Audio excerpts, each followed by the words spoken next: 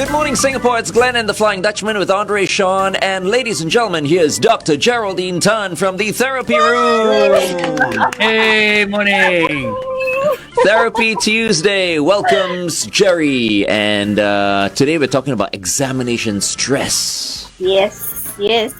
And I'm very intrigued by FD. FD, why are you so perplexed that people would send their children for therapy? I understand them sending their children for therapy if they have been bullied. I understand that. I understand that kind of thing. But when I was growing up, we never had maybe we never had the option. I'm sure the option was there, but we never used it.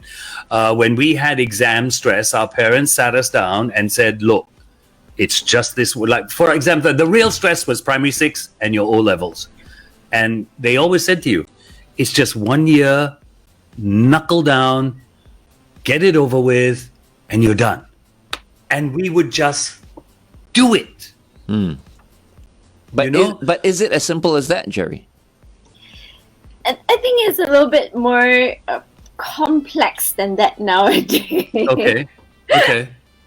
You know, I think if I look at the stories that the children tell me now, right, it's quite extreme.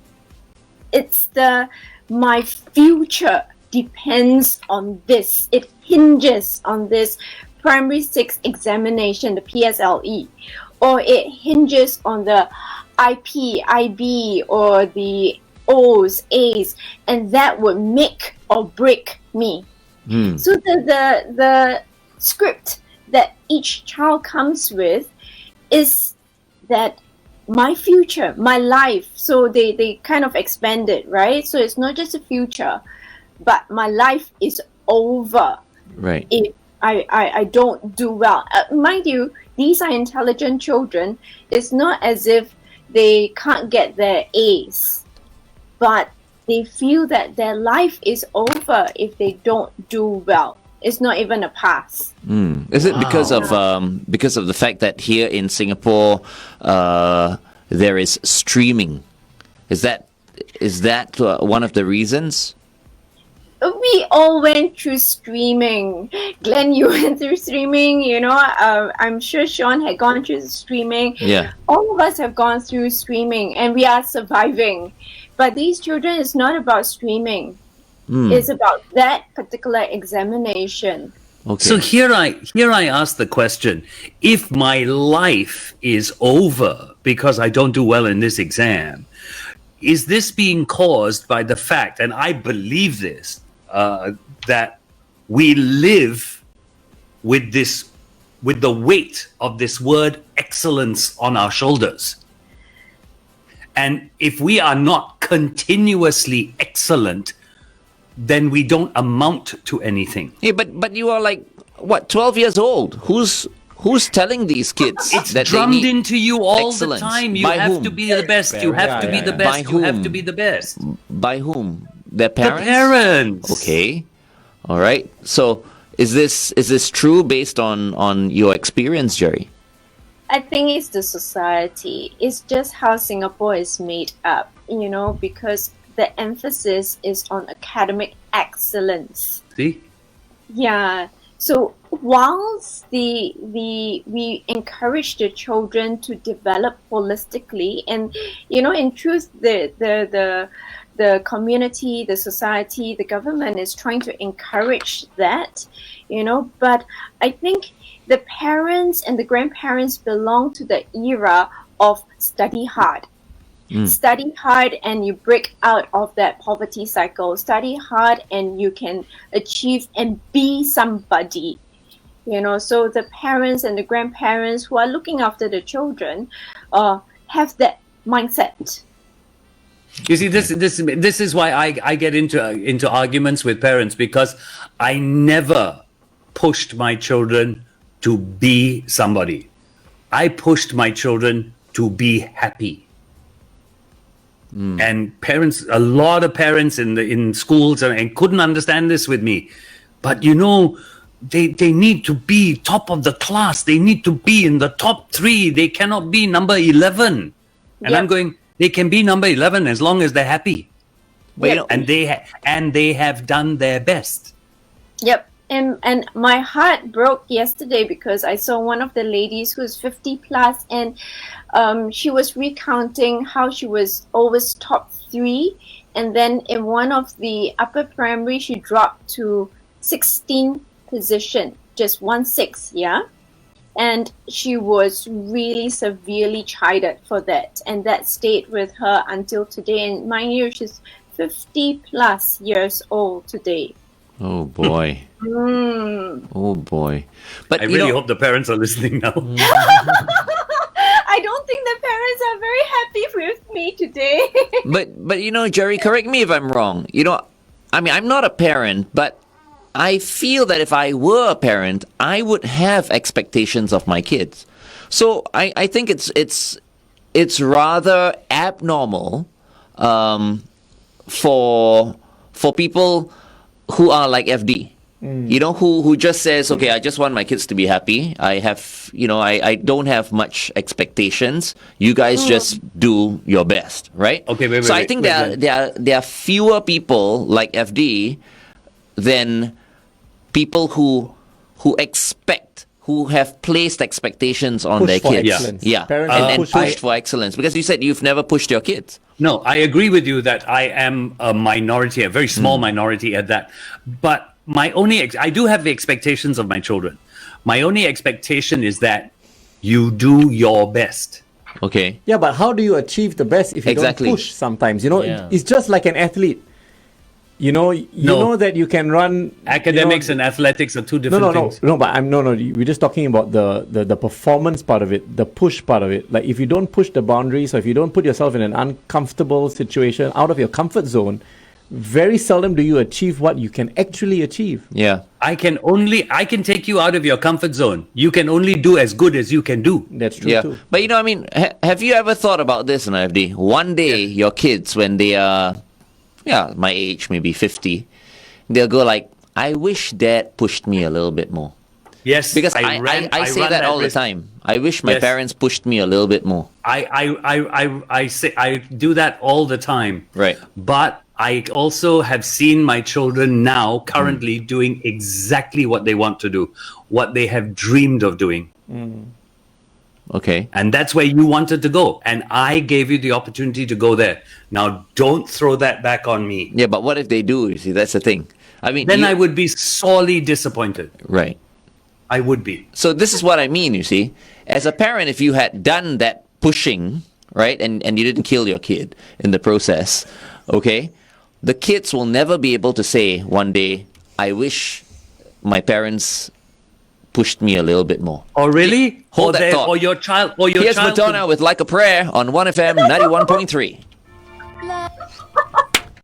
Okay. Sorry, we were running out of time there. Yeah. Can So, come back. so Glenn's talking. Glenn's talking about pushing the kids and all this, and that my children may turn around and say, "I wish Dad had done this." I can turn that on its head.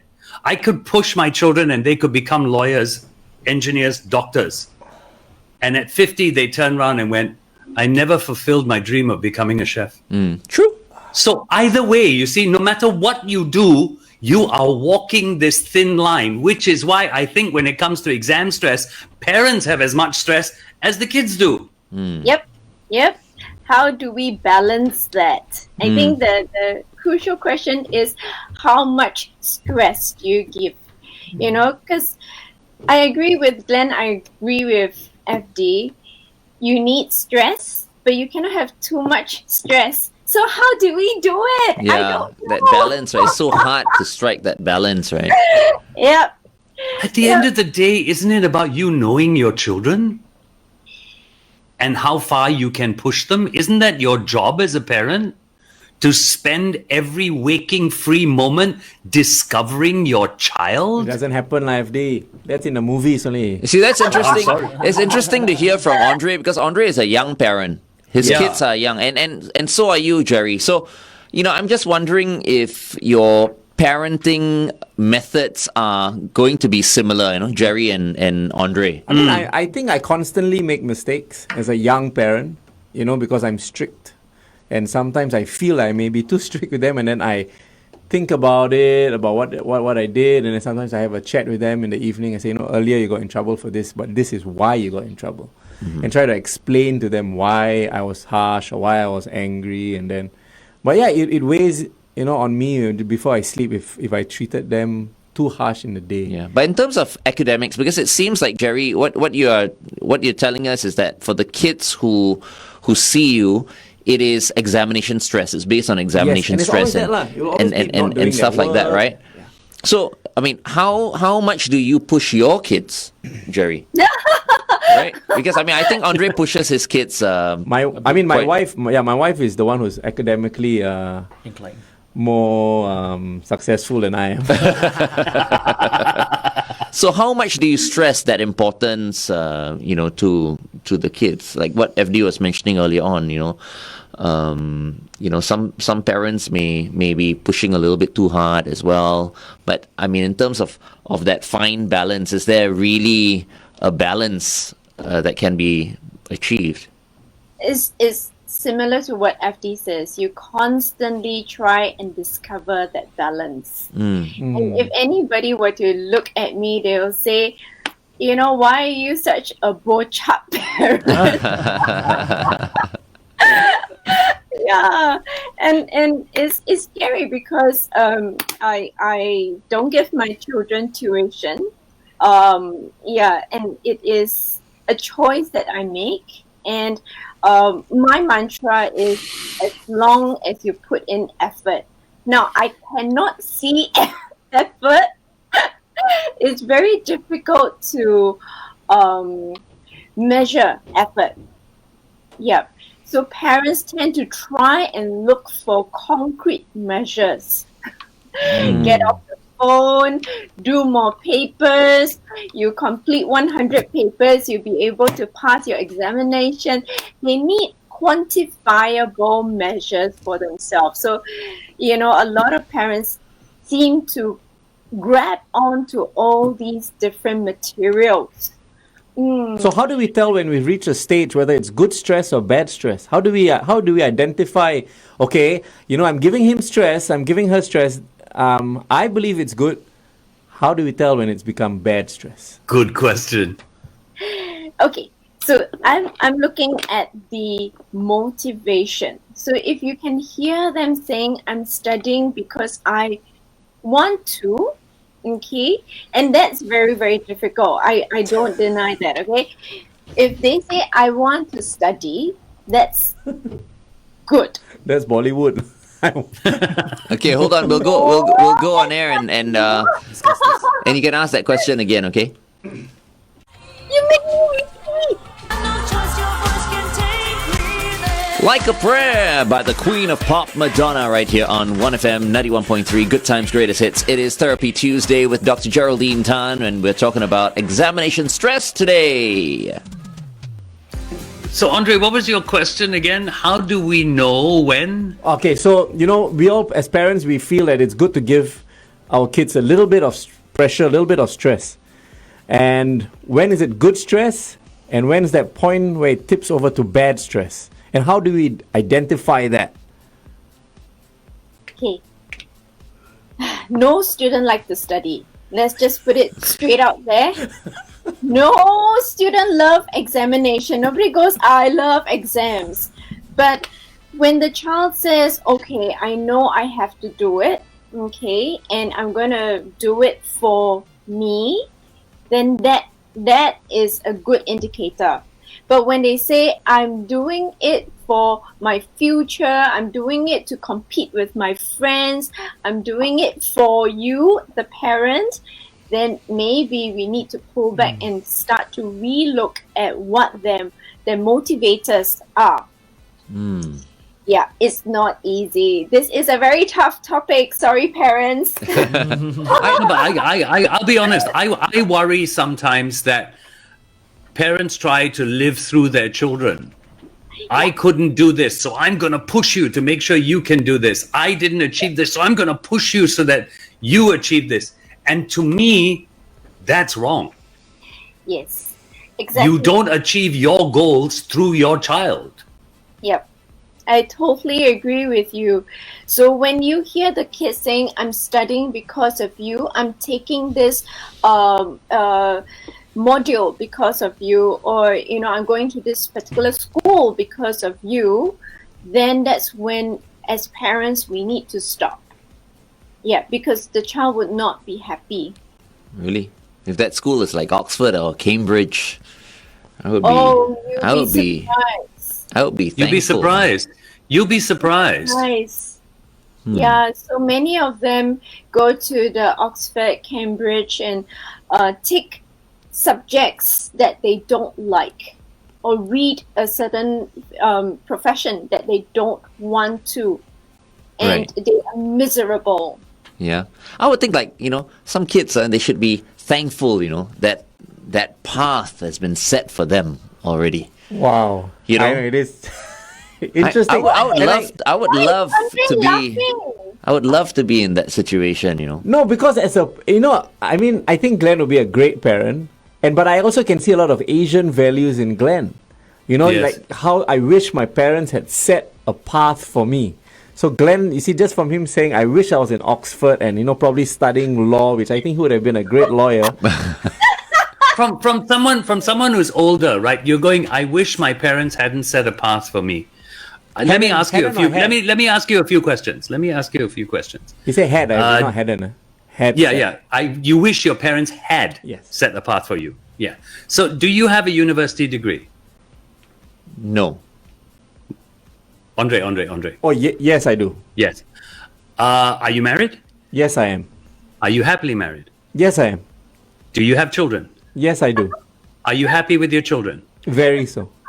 If I were to say your life is generally happy. I'm very fortunate, I'm blessed, and I know my life is good. Yes. What the hell did your parents do wrong?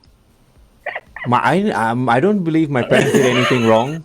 No, but you're saying something was missing in that.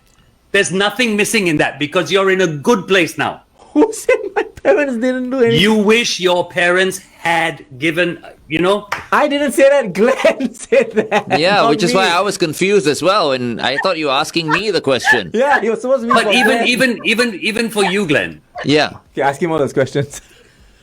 you're married, you're happily married, you have everything you want in life. Where did they go wrong? They didn't. No, they didn't. You're right, but I'm just saying that if I did, right, have like some families, right, and I feel like it's almost some kids are almost ungrateful because they have parents who obviously want to see them achieve that excellence and achieve that success, and they have the means as well. I didn't grow up in a rich family, it would have been quite difficult for my parents to put both my brother and myself in the university, So, in the end, he went on, to pursue his studies, and he did really awesome, But this is what I mean, you see. Not all of us are born, in families that can afford to allow you to go all the way. You know what I mean? And so you just make do of what you have. So I'm just looking at that, and that's the reason why I'm thinking if I'm a parent and I had kids, right, I would because I feel like I have the means, I will make sure that they achieve that excellence, and I will push them. So and I can so I see- think every family, every person is different because you went straight out just now to say that parents who do that are wrong. So I just want to say that it might not be the case. No, I said it was wrong if the parents are living there Vicariously through the kids. through their children. I don't even feel sometimes that that's wrong. That's also subjective. Wow. That's really subjective. That's it's true. not. I don't Okay, think you can Jerry, say- pile in. Yeah. I'm gonna freaking hear you all have this knack of just arguing with each other. Of course, that's why we love each other. Did everything just get louder? Oh. Did I hit something? Well, no. But we're not saying that any parent is wrong today, so I need to put it right out there. I'm saying that there is, if we want to do things better, there's always a better way to do it, and that's what we are discussing today. We're not trying to point fingers at any parent. All our parents are wonderful. That also is hard to say. Right? That's not what I'm hearing. That all parents are wonderful, but Well, our parents are wonderful, right? Yes. Yeah. I still think they should have pushed me a little bit more. You're on air. Okay, it is 8:22. 1FM time check. I think we have a little bit more time. Like Yes. one more question, perhaps. Yeah, we do. Yeah. So, yeah, I think basically, I mean, what I'm trying to say here is that I think it's so subjective, right? This whole thing, and even the kids that I mean need, let's say, counseling and stuff like that. Not all kids are also born equal. Some kids are a bit more fragile than others. Some kids, if you push them, like if I'm a parent with kids, right, I will test my kids out. I will push them a little bit, and sometimes you can tell how much you can push before you feel like something is wrong, right? I mean, some But it's parents scary, test lah. their kids like it's that, scary right? because you hope that you find out when you've gone too far. Right. But some parents also find that out the tough way when the kids Yeah. turn to other things and, Yeah. and which can be scary. Yeah, I mean, as easy going as my parents were, they also did, kind of scare me when I was growing up. It's like, if you don't study hard, you end up a road sweeper, or a garbage man. Yeah. Of course, now it's not politically correct to say things like that because people will go like, okay, what's wrong with being a road sweeper? What's wrong with being a garbage guy? But that's the type of those are the type of things that my parents would say, right? If you don't study hard, that's it. You want to end up as a road sweeper? Okay, Jerry, what would you say to all the parents listening then? What can parents do? I was Yes, about to ask, yeah. It's gotten a little bit too heavy for me. I had a script that was light. It was really legit light, and it was as simple as parents asking the right questions. Okay. Because we often hear the parents, and parents love to ask, "What can I say? What can I do?" So oftentimes we say the wrong thing. We ask, "Have you studied?" And we inadvertently pressure the children. Or, "Why are you on your phone?" Or when the children are already trying to study, and we frown at them and say, "You're still up so late." So things like that, maybe we can throw away. We can change it. We can be a bit more present and compassionate with them and ask, "Do you need a break?" And this is a strange question when I tell parents, right? Like, they should be studying. Why should I be asking? But when you do the reverse psychology, it makes the children think, "Oh, should I be taking a break or should I be studying?" That's a trick question, Daddy. But this has always been like rather, whenever I talk about this, right, it kind of brings me back, Yes, it should. to those days, yeah, because I had so many friends who were like me, my batch, and they all had problems with their second language and all that, and they couldn't go any further, and about 70% of that group, right, they had parents who were well-to-do, and all of them were sent abroad. Could see them through. Yeah, they were all sent abroad, but I mean, FD, obviously, do- I couldn't afford that. FD, do you remember how you were managed as a kid by your parents when it came to studying? I learned all my lessons from my father. And my father was double promoted twice. And his one wish for me in school was to never be double promoted. What? Because double promotion So means primary 1 double to the primary pressure. 2. So 1 to 3, 3 to 5, like that. Yeah. Okay. He was 3 to 5, secondary 1 to secondary 3. So secondary 3, he was 13 years old. He did his O levels at 14. What kind of pressure is that? That's why he never wanted me to get double promotion. He says, if you ever get double promotion, I'll go to your school and tell them to rescind it. Okay. So I learned it all from my dad. Glenn would have been happy. I would have been happy, yes. Yeah. And Glenn I would learned have it all looked for from my the dad. triple. My dad always told me that, yes, you have to study. Yes, you've always got to be in the blue. But if you're not happy, you will never be in the blue. Would you say he was unhappy? When he was in school, yes. But here's the thing, right? I mean, it says something, right? That you're you get a double promotion. Yeah, It yeah. means that you're Brilliant. You're brilliant. Yes. Right? I don't know. I don't know why. That's a problem. Yeah. Exactly. FD will be able to share what that did to his dad. Yeah. Yeah, it just put way too much pressure on him. So much so that and it was pressure to be older than he was. And I'll tell you one of the worst things that happened to him.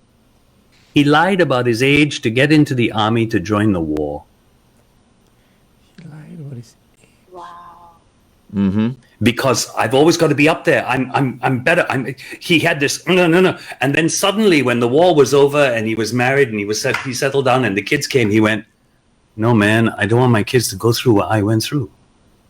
And he drummed it into us. But at that point, he was very successful. Yeah. All right. Yeah. So But he didn't he enjoy said that success. it was the price he paid to get that.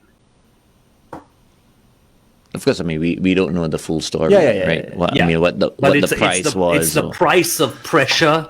It's the price of leaving behind people. You know, Interesting. that he suffered. Yeah, but did he make a And he- difference? That's the thing, right? It's all about making a No, difference. what difference did he make? Okay. He ended up a married man with kids. Okay. What difference did he make? He was like every other Joe Blow for all the double promotions and whatever. He was just a guy in the street. Right. You know, he was Joe Blow. So I mean, I hope that if there are people out there as brilliant as FD's dad, you know, I mean, at least if they were to, you know, enjoy the process or whatever and make a difference, that would be, Yeah. that would justify everything, That's true. you know. I'm just giving you the other side of the coin, and I'm sure Jerry has seen people like this who are. Well, in fact, many of these children that come to me that have anxiety are very intelligent children. Wow. So I'm distracted by the no, two. don't worry about the car. Yeah, So this view which Hui Fang has is that many of these children have high standards for themselves, and they usually know what they want in life, and this happens and this starts young. Is that true? Do you see that, Okay, Jerry? going back on air. Okay, we're going back on air. Traffic. alrighty, let's take a look at that traffic. Usual delays across the expressways. A couple of areas that you will need to look out for today. One in particular, North Buona Vista Road towards Holland Road. We have an accident after Holland Drive. That's one area that will slow you down. So please stay within the speed limit. Have everyone buckled up. Be safe as you drive today. 1FM 91.3, it's Glenn and the Flying Dutchman. We haven't forgotten about what we'll be talking about in just a while. Yes. All right. We're going to have to let Jerry go in just a while. But I think we've got time for maybe one last question, and then maybe Jerry will want to wrap it up, because I think, Jerry, you didn't do what you set out to do this morning, because we completely digressed. Thrilled. It's okay as long as you have fun. So that's the kind of parent I am.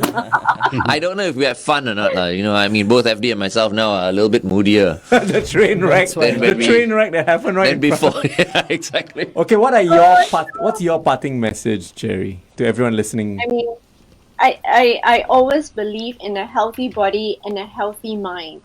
So where FD is talking about his father, I think the weight of a lot of things just weighed on the body itself, and if the child is just sitting there for hours and hours studying, I don't think that is a healthy body. So when we talk about balance, we want to ensure that every aspect of the child is balanced. So healthy body, healthy mind, pacing is very important. There's no point cramming. So the prep work needs to be done, but it needs to be a reasonable amount of Right. prep. Okay. Yeah. Okay. And Andre was spot on, because my ultimate ambition was always to be a lawyer, and a criminal lawyer at that. Yes. And I believe Glenn would have been a good one. Right. So now instead of a criminal lawyer, he's just a criminal. Thank you. Thanks very much, Andre. Thanks. I'm kidding. Thank you so much. And you know what? I think FD would have been a good lawyer as well, if you ask me. He would have been a really, really good lawyer. And Yeah, but maybe you know, my dream was never to be a lawyer. Yeah, I know, but What's your I think dream, he would have made a really good lawyer, I think. What's your dream? If I wasn't doing what I was doing now, I'd be a missionary. A missionary? Yeah, Okay, I can see you as a priest. yeah, maybe, that you know, sort of thing. Yeah. Actually, I can see him as a priest also. Priest? Yeah. He would make a good archbishop, actually. They've stolen half the wine in the... By now. Yeah, okay, so the wine would run out a little faster than normal, but Yeah, I can picture him in a cassock. I've said this time and time again. Once upon a time, I actually dreamt that FD was our Pope. Ooh. Whoa. And actually, if you look at him, he yeah. looks a little bit like Pope Francis, actually.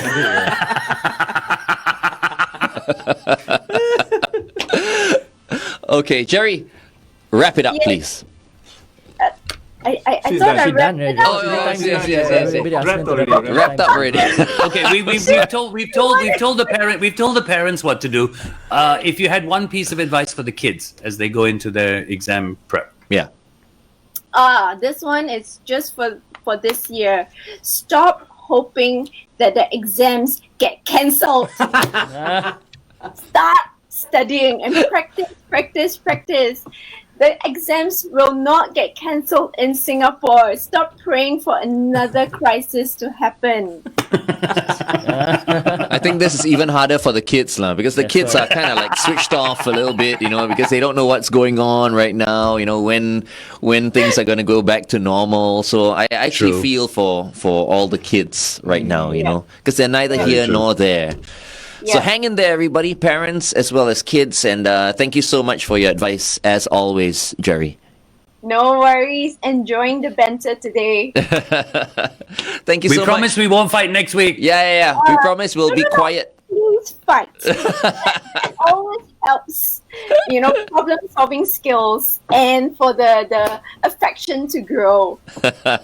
Thank you so much, Jerry. You have a wonderful week ahead, and we look forward to seeing you next Tuesday. See you. Bye-bye. Bye-bye. Bye.